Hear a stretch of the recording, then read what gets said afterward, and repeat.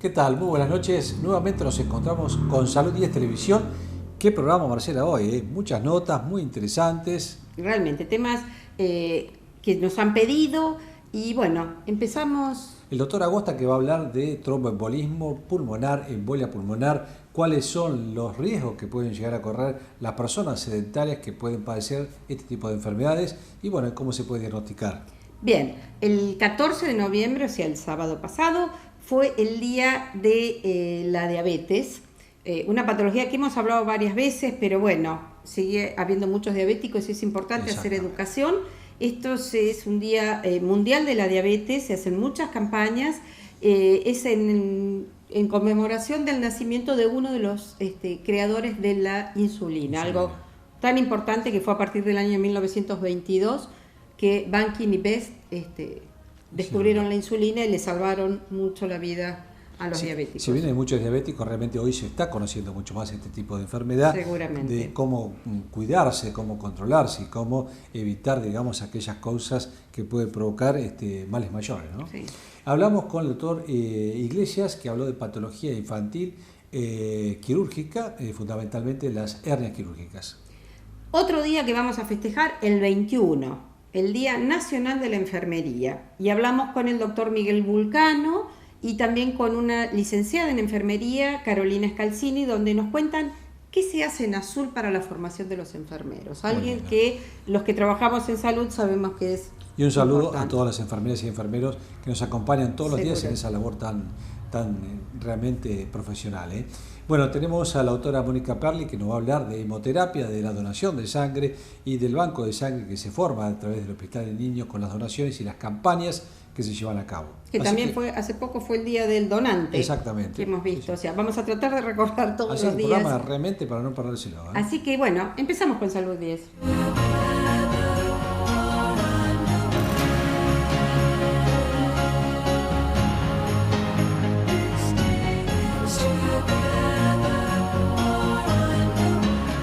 Estamos con el doctor Antonio Agosta, que es médico especialista en clínica médica y en terapia intensiva, y hoy lo estamos llamando específicamente por un tema que preocupa a veces, que se puede prevenir, pero realmente cuando la patología está instaurada, muchas veces tenemos que actuar con muchísima urgencia y la mayoría de estos pacientes a veces llegan a una unidad de terapia intensiva. Estamos hablando del tromboembolismo o embolias pulmonares. Antonio, gracias por estar con nosotros. No, al contrario, gracias a vos por invitarme. Te hice un poco la introducción esta porque quería que nos comente un poco cómo puede diagnosticarse, cómo llega, cuáles son los síntomas que uno tiene que tener presentes de sospechar una embolia pulmonar. El tromboembolismo pulmonar son dos patologías asociadas. Una es la trombosis venosa profunda y el otro es la embolia de pulmón. ¿Qué significa esto? La trombosis venosa profunda son coágulos que generalmente en el 90% están localizados en los miembros inferiores. Y el resto puede ser miembros superiores, la vena cava, aurícula derecha cuando está fibrilado, ventrículo derecho. Ese coagulito que se forma en esas venas, por todas las venas va circulando por vena cava, va a corazón, aurícula derecha, ventrículo derecho y ahí pasa a pulmón. Ese trombo, es decir, ese coágulo en el pulmón tapa la arteria pulmonar y de acuerdo al calibre de la arteria es el tipo de embolia de pulmón que produce. Porque como vos sabés, las embolias de pulmón, algunas son insignificantes, que no dan sintomatología, y otras son embolias que toman una arteria pulmonar muy grande y forma entonces una embolia masiva y a veces termina con la vida del paciente. Es decir, el coágulo, al obstruir esa vena, produce una alteración hemodinámica en el cuerpo. Si es muy pequeña, a veces, como yo le dije, insignificante. Si es muy importante, produce un shock y a veces la muerte. Generalmente, en lo que ingresan a terapia intensiva con una embolia de pulmón, el 2 o 3% se mueren en el momento, que son las embolias masivas que no se recuperan con tratamiento médico. Y si no, con tratamiento médico anda muy bien. Como yo dije, hay dos, la causa principal es la trombosis venosa profunda. Sí. Los rasgos, los riesgos de una trombosis venosa profunda, ¿cuáles son? La base son, primero, el éxtasis venoso. Segundo, la hipercoagulabilidad sanguínea. Y tercero, la lesión en una de las venas. Está bien. ¿No es así? Ahora, ¿quiénes son las pacientes que están más predispuestos a padecer esta enfermedad? Los pacientes predispuestos generalmente son los que están, digamos, en reposo. Sedentarios. Generalmente los sedentarios, un posoperatorio, una fractura, digamos así, un ACV, que son pacientes que están postrados y no se mueven, una lesión medular. A veces el embarazo también produce éxtasis venosa y en pacientes con probabilidad de hipercoagulabilidad pueden producir también trombos. Y sobre todo hay que tener en cuenta, también hay que decirles, muchas mujeres que utilizan anticonceptivos. Eso te iba a preguntar, porque, Antonio, desde el punto de vista metabólico, los pacientes que tienen colesterol o triglicéridos altos son generalmente formadores de trombos en las arterias y creo que debe ser también un factor predisponente para todo. Claro, pasa lo siguiente, si uno ve cuáles son, digamos, cuál es la edad que más predispone, digamos.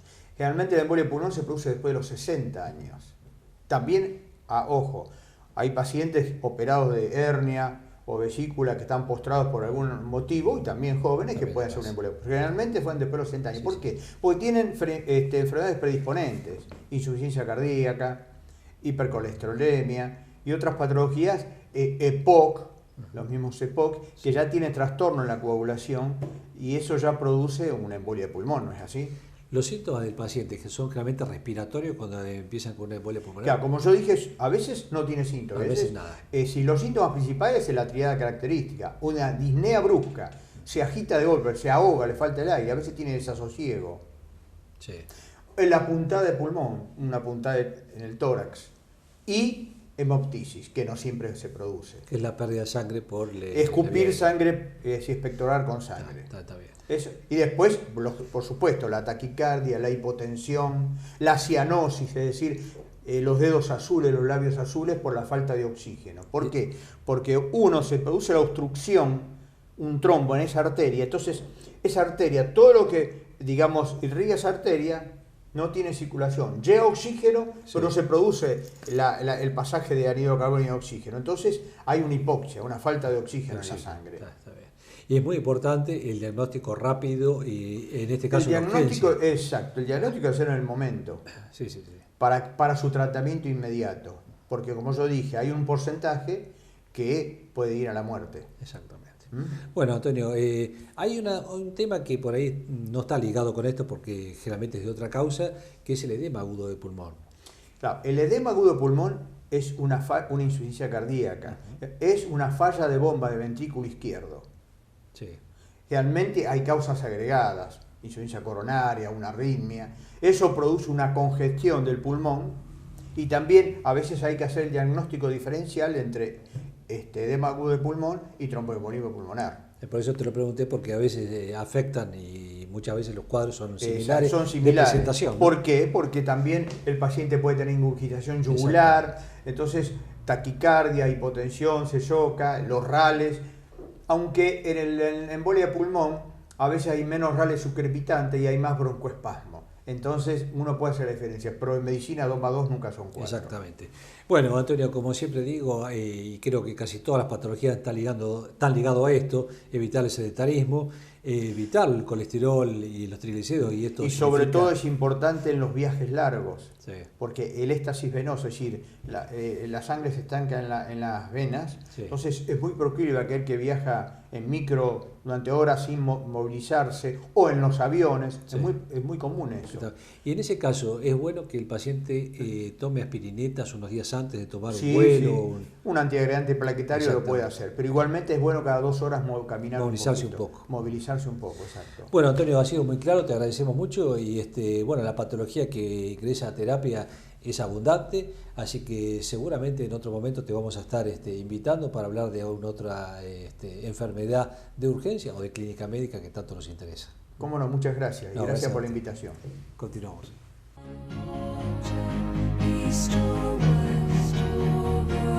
Estamos con el doctor Daniel Iglesias, que es cirujano y su especialidad dentro de la cirugía es hacer cirugías infantiles.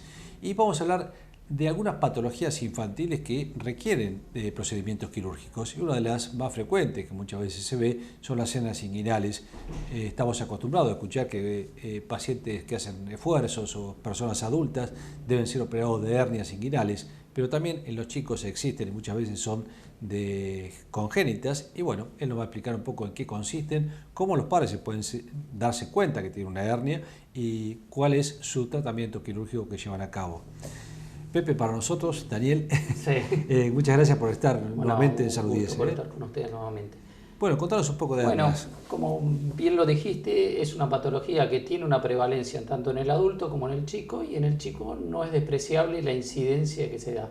Aproximadamente se dice que entre un 5 a un 6% de nacidos vivos de término pueden padecer hernias inguinales, y con una frecuencia un poquito mayor en aquellos que son prematuros o tienen algún tipo de patología del tejido conjuntivo. ¿Cómo se dan cuenta? Habitualmente el diagnóstico de la hernia inguinal la hacen los padres. Habitualmente bañando al chico o algo, notan que o un testículo está de un tamaño un poquito más importante que el otro, de mayor tamaño, o le encuentran un bultito en los trayectos inguinales.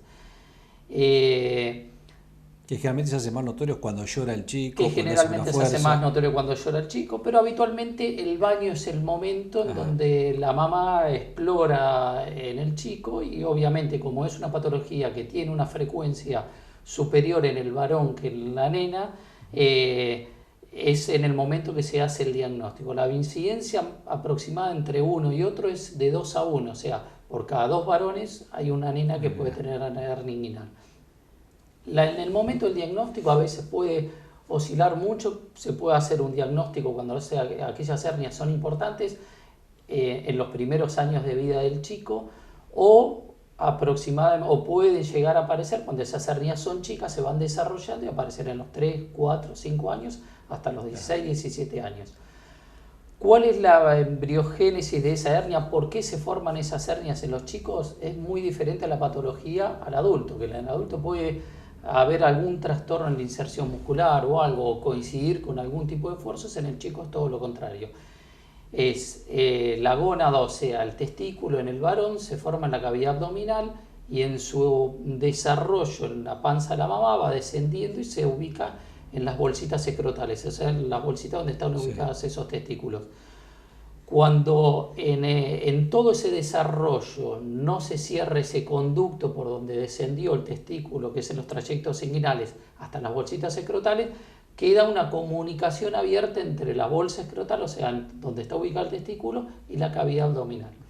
En esa bolsa escrotal, en ese conducto que se forma, que se llama conducto peritoneo vaginal, es por donde puede salir o líquido de la cavidad abdominal y juntarse como si fuese un hidrocele, o sea, líquido en el testículo, o a veces contenido intestinal. Puede ser intestino, grasita que rodea el intestino, que es el epiplón, o algún diferente contenido. O en la mujer a veces puede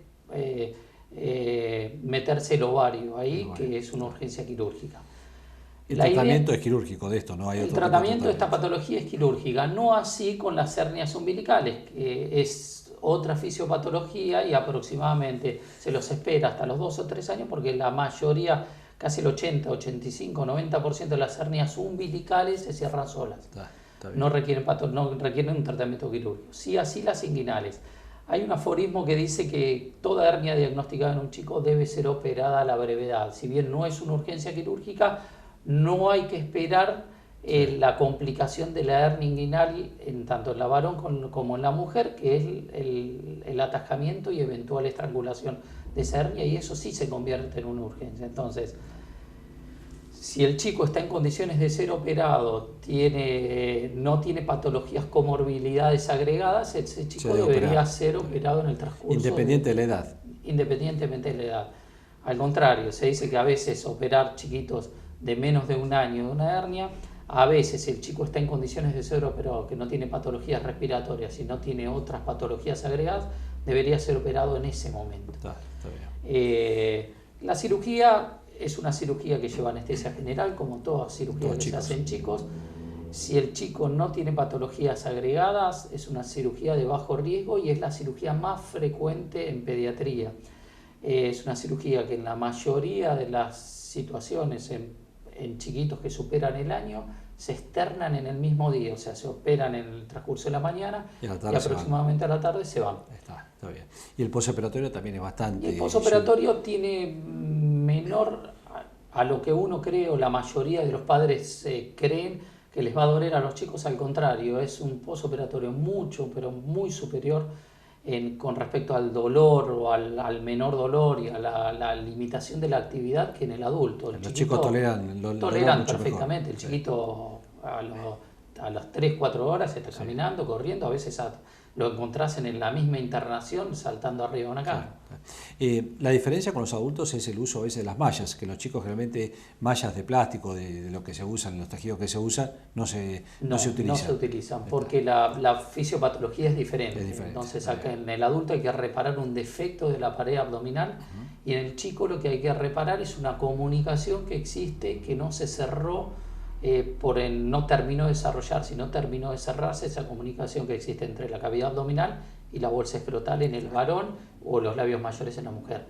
Esa comunicación queda permeable, entonces la patología es diferente, ¿no? Acá no necesitamos cubrir defectos de pared abdominal, solamente cerrar un anillo, un orificio que está. Se está desarrollando la cirugía laparoscópica en los chicos también, con muy buen posoperatorio y muy buen éxito y avidez. Obviamente requiere tecnología adecuada, manejo adecuado, porque requiere instrumental muy chiquito, muy delicado, pero se está desarrollando y se está haciendo. Yo creo que en el futuro va a ser todo por vía laparoscópica. Sin duda. En muchos lugares ya está haciendo. Las cirugías de las venas umbilicales, los chicos, si bien el porcentaje dijiste, el 80% desaparecen solas, la mayoría, cuando hay que operarlos, también es el cierre solamente de un orificio que aparece a nivel de déficit muscular. Sí, es el cierre del orificio. Te vuelvo a repetir, casi te diría muy poco frecuente que operemos hernias, porque a veces nos consultan o el pediatra se asusta y nos manda con defectos muy importantes, con prácticamente como un choricito que le sale de la pared abdominal, una hernia muy importante. La madre se asusta porque tiene contenido del intestino todo, pero es muy categórico, se va cerrando muy rápidamente, aproximadamente se los espera hasta los 2 años, se pone como un término relativo los 2 años, esto es más o menos para decir, si en 2 años no se cierra hay que cerrarla quirúrgicamente, pero te vuelvo a repetir, casi el 80% se cierran solos. Te saco un poquito del tema y te robo nada más que un minuto más que me expliques un poco la cirugía del píloro. El píloro es una patología que quiero que la expliques, que es frecuente también en los chicos a veces recién nacidos y que requiere de cirugía, si no es muy frecuente, pero no es rara de encontrarla, ¿verdad? No es rara de encontrarla. ¿Qué es el píloro? Es una falta de desarrollo, hay una hipertrofia muscular que se cree por algún tipo de desbalance hormonal, se genera una hipertrofia en la salida del estómago, que es el píloro. El píloro es un musculito que se encuentra entre el duodeno y el estómago, que regula el pasaje del bolo alimenticio desde el estómago hacia el duodeno y a su vez regula que no pase contenido biliar desde el duodeno al estómago. ¿Qué es lo que pasa? A veces se desarrollan más, no hay una fisiopatología todavía clara por el cual aumenta el tono de la pared, el tono y el espesor de la pared muscular del píloro y el grosor del píloro, y forma lo que se llama una patología que se llama síndrome pilórico o hipertrofia pilórica infantil. Eso lo que genera es una pseudoobstrucción o una obstrucción parcial del pasaje del alimento del estómago al duodeno, y el chico en los primeros, aproximadamente el primer mes, antes del primer mes de vida, es un vomitador habitual. Entonces vomita el contenido lácteo de la leche materna. Es muy categórico el vómito porque es un vómito del contenido de la leche cuajada de la madre. Si bien no todos los chicos que vomitan van a tener un píloro, un síndrome pilórico, pero es una patología que hay que descartar cuando un chico se produce, no tiene un aumento ponderal del peso y es un vomitador habitual. Bueno, Dani, te agradezco mucho el haber estado hoy acá. Repasamos algunas de las cirugías más frecuentes que se ven en la niñez desde el punto de vista de cirugía general, así que te agradezco y seguramente vamos a hablar en algún otro momento de cirugía también del adulto, de algunas patologías específicas. Bueno, te agradezco muchísimo. Gracias por estar. Continuamos.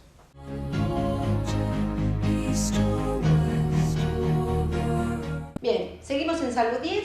Estamos con el doctor Miguel Bucano y Carolina Scalzini, que nos van a contar, porque el 21 de noviembre se festeja el Día Nacional de la Enfermería, de la enfermera, y nos van a contar por qué representan a la enfermería y qué es lo que estamos haciendo en Azul con respecto a este tema. Gracias por estar con nosotros y bueno, Miguel, bueno, contanos. Gracias a ustedes por invitarnos. Es una oportunidad muy interesante para nosotros que la comunidad esté informada en la actividad que nosotros realizamos desde hace muchos años de formación de recursos humanos en salud. Conformamos un grupo, el cual tengo la posibilidad, el honor de dirigirlo, que está conformado por una pedagoga, la profesora Gladys Torcho, una licenciada en enfermería, que es la responsable regional del área de enfermería, un responsable de las residencias profesionales, también de carácter regional, y 2 apoyos técnicos docentes. Este grupo actúa bajo la dirección bajo directivas de la Dirección Provincial de Capacitación para la Salud, y en cada región sanitaria hay conformado un grupo o más pequeño o más grande, de acuerdo un poco a las características de las regiones.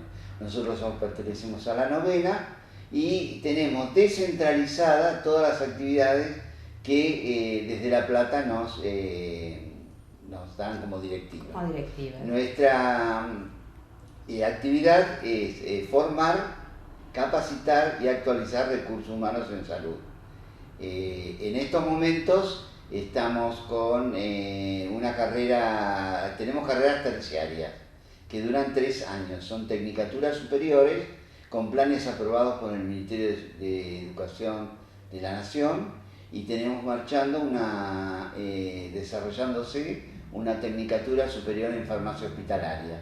Hemos también tenido carreras de formación de técnicos en hemoterapia, en cardiología, también funciona una tecnicatura en esterilización. Es decir, las carreras son a ciclo cerrado.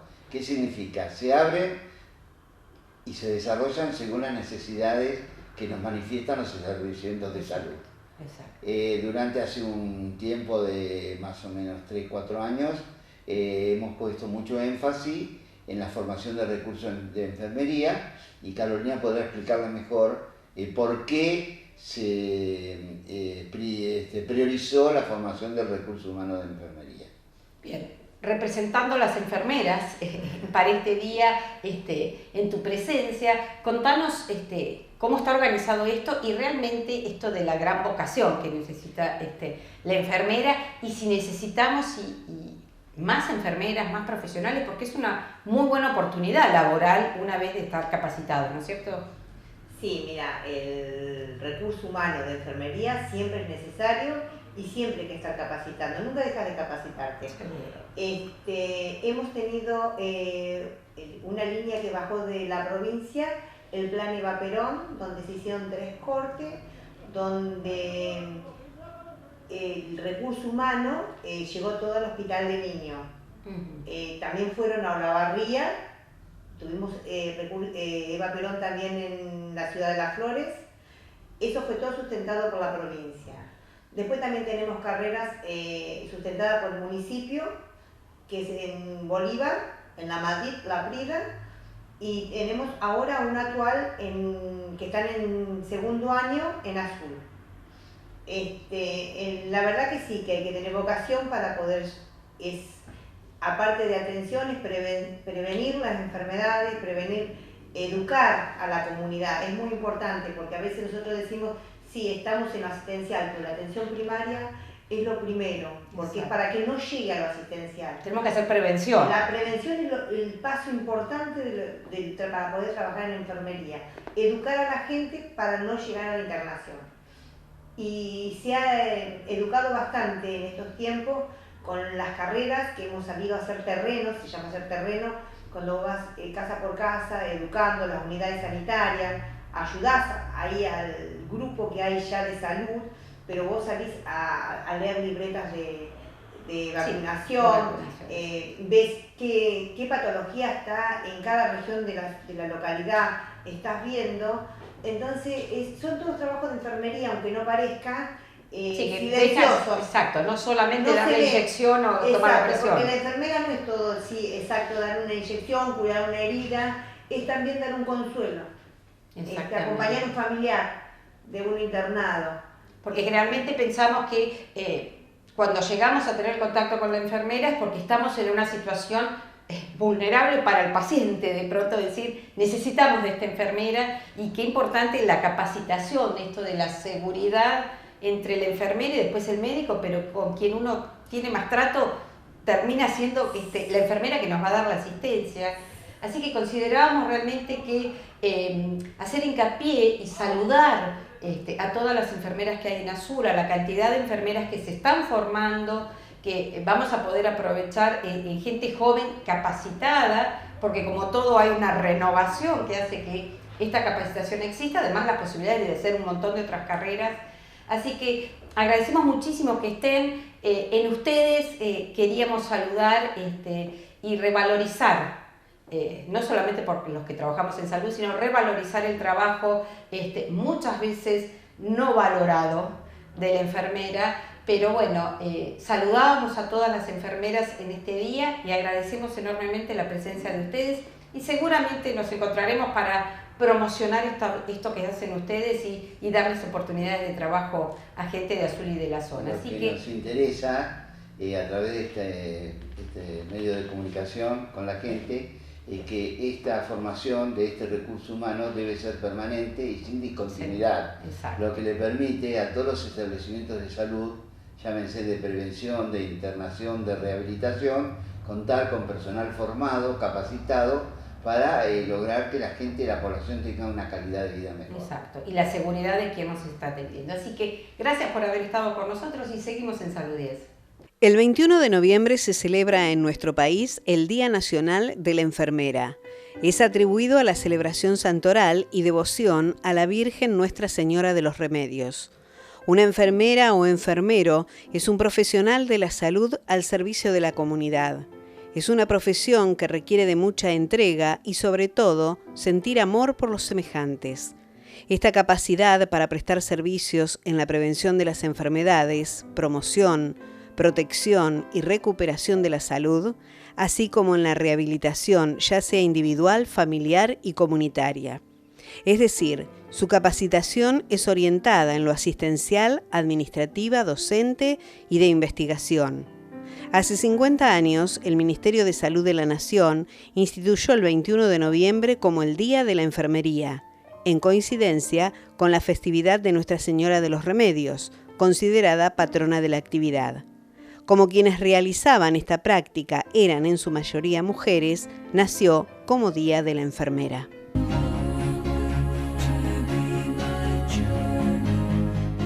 Bueno, hoy habíamos dicho al inicio del programa que íbamos a tratar un tema que es la hemoterapia y específicamente el punto de vista infantil.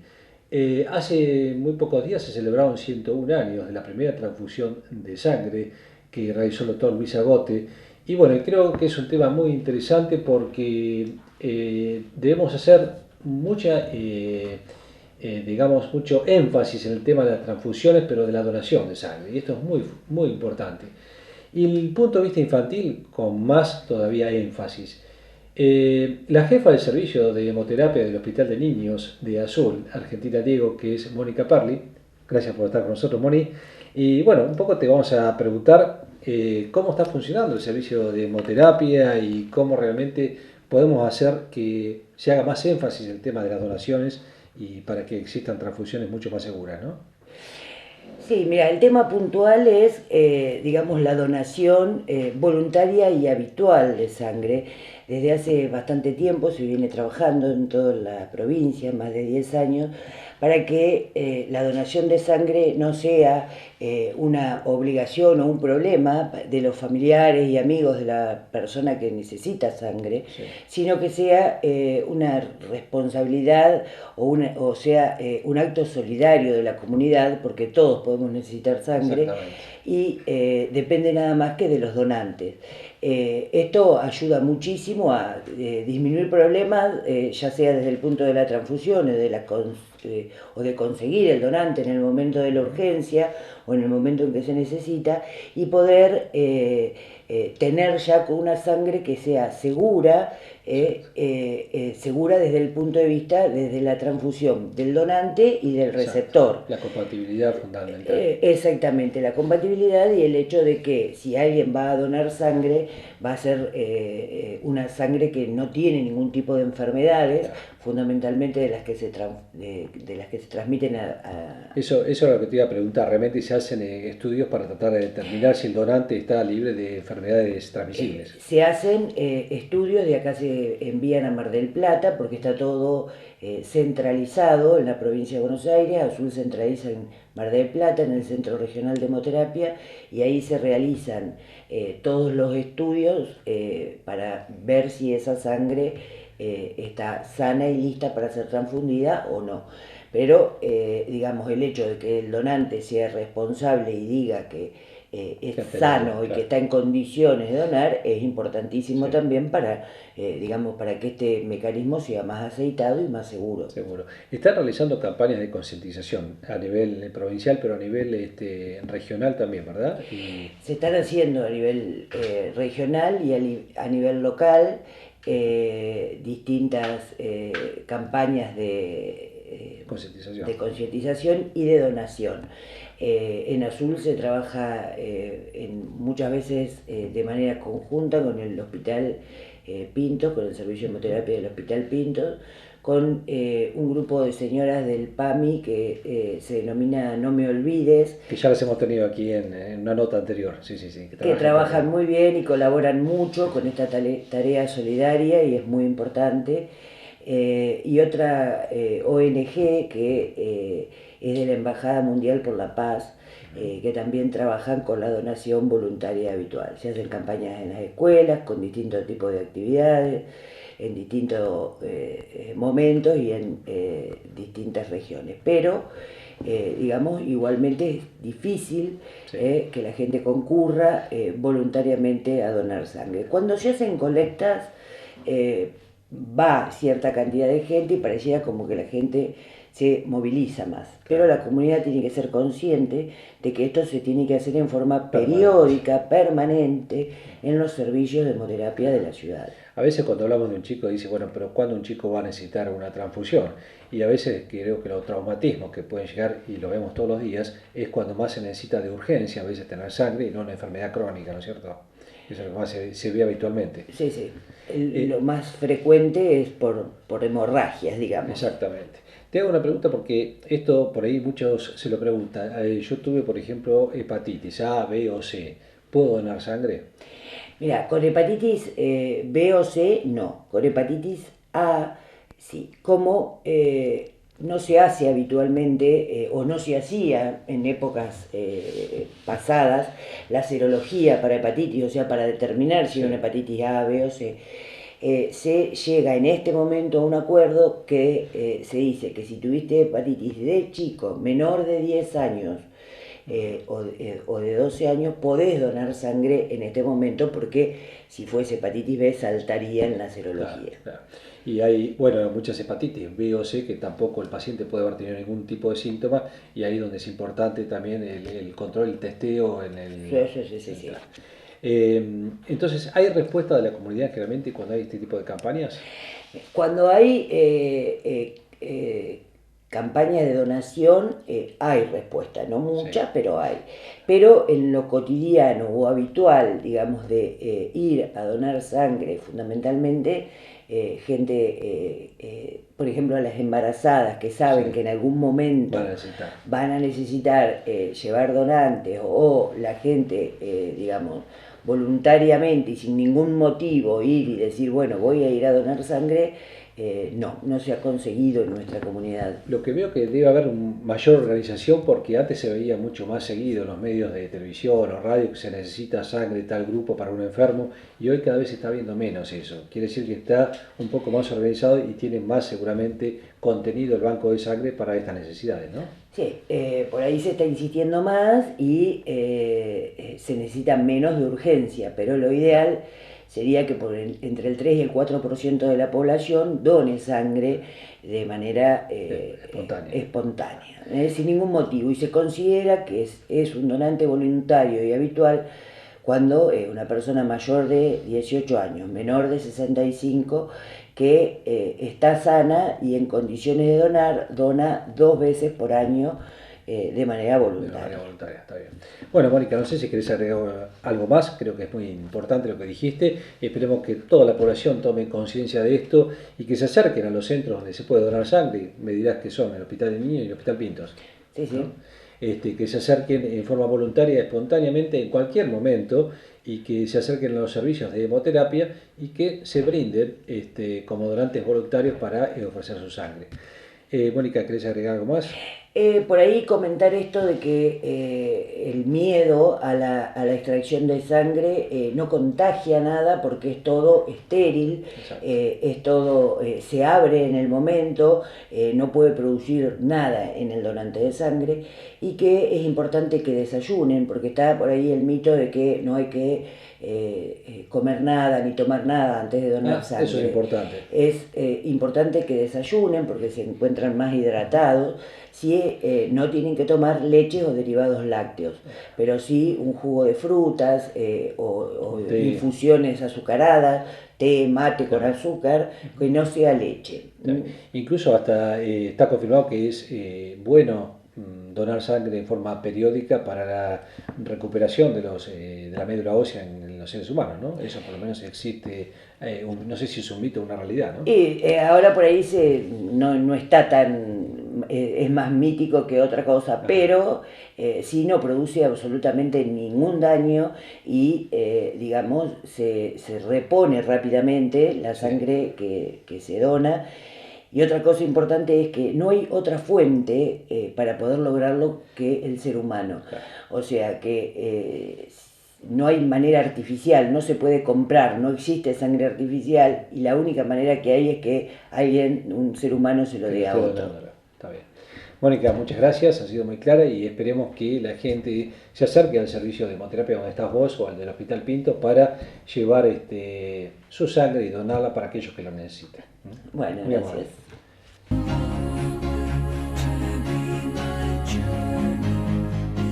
Bueno, ¿qué programa? Llegamos al final. Marcela, ¿le gustó? Realmente, entre los onomásticos y las salutaciones y 3 temas tocados con profesionales que realmente la cirugía infantil, que a veces da tanto miedo, decir esto que nos cuentan los cirujanos y nos dan tranquilidad de lo que se está haciendo. Las donaciones de sangre, la hemoterapia y las enfermedades de las embolias, fundamentalmente la embolia pulmonar con el doctor Agosta. Así que tuvimos de todo, hicimos un pantallazo para que usted se eduque, conozca los problemas de salud y fundamentalmente cómo prevenirlos, ¿no? Exactamente. Y bueno, síganos escribiendo, pidiéndonos temas que quieren que trate, porque sabemos que Salud 10 es prevención. Entonces, totalmente. Es lo que queremos llegar a la población con esto que nos gusta hacer. Muchas gracias por acompañarnos y bueno, en 7 días nuevamente, todos los lunes a las 21 horas y aquel que no lo puede ver, acuérdese que los viernes a las 16 horas se repite el programa. Listo, gracias. Nos vemos en 7 días.